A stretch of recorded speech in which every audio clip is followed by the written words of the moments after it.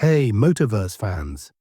In today's video, we're diving deep into a bold new development that could change the face of the global auto industry and could give Japan's auto giants a fighting chance in the fast-evolving electric vehicle (EV) race. Honda and Nissan, two of Japan's biggest automotive brands, have announced plans to merge in 2026. This monumental merger could make them the third-largest automaker in the world by sales. But with so much at stake, will this merger be the strategic move they need to catch up with the EV market giants? Or is it a desperate move to stay afloat? Let's break it all down. So what's actually happening here? Honda and Nissan, along with Mitsubishi Motors, a smaller member of the Nissan Alliance, have taken the first step toward a merger. They signed a memorandum of understanding in December 2024. This marks the beginning of a new phase for both companies. They've agreed to unify their operations under a joint holding company.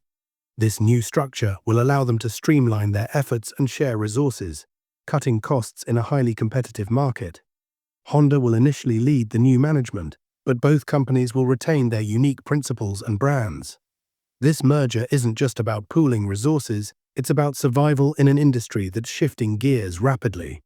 Let's dive deeper into why this merger could be happening at such a crucial time.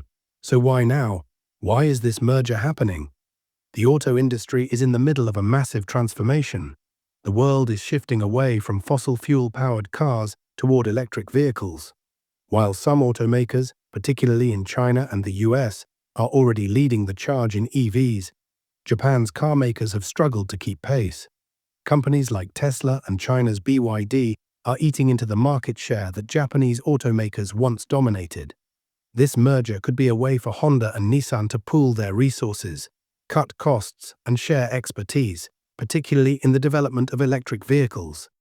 The merger is essentially a response to the changing industry landscape and the rise of electric vehicles.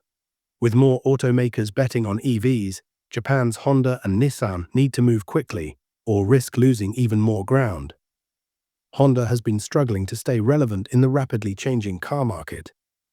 Under the leadership of President Toshihiro Mibe, Honda has been focusing on strengthening its position in the EV space, and this merger could play a critical role in their efforts. One of the key advantages Honda gains from this merger is Nissan's extensive experience in building batteries and electric vehicles. Nissan has been a pioneer in electric vehicles with the Leaf, one of the earliest mass-market electric cars. This experience could prove invaluable for Honda as it works to ramp up its own EV offerings. But it's not just about EVs. Honda could also benefit from Nissan's larger truck-based SUVs like the Armada and Infiniti QX80, models that Honda currently doesn't offer. These could help Honda diversify its portfolio, especially as consumer preferences shift toward bigger SUVs. Mitsubishi, while not as influential as Honda or Nissan, plays an important role in the merger discussions.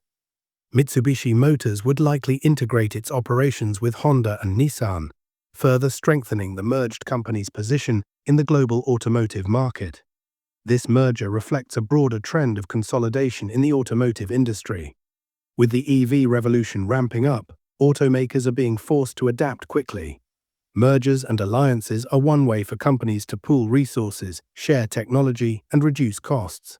This is also part of a growing trend where companies like Toyota are making alliances with other automakers like Mazda and Subaru to keep pace in the electric vehicle race. By merging, Honda, Nissan, and Mitsubishi could become a major challenger to Toyota's dominance, along with Germany's Volkswagen. The push toward electric vehicles is intensifying, and for Honda and Nissan, this merger might be their best shot at surviving. As we've seen with companies like Tesla, the transition to EVs is no longer a choice, but a necessity. Nissan has already been heavily investing in EVs, and with this merger, Honda can tap into that expertise and accelerate its EV development. The reality is that if Honda and Nissan don't step up their game in the EV market, they risk being left behind, or worse, overtaken by newer, more agile companies like BYD and Tesla. So while the merger might look like a strategic partnership, it's also a response to the threat of being outpaced by global competitors. But all is not rosy for this new alliance. While the merger could create efficiencies and provide scale to compete with larger players, Both Honda and Nissan are currently facing financial pressures.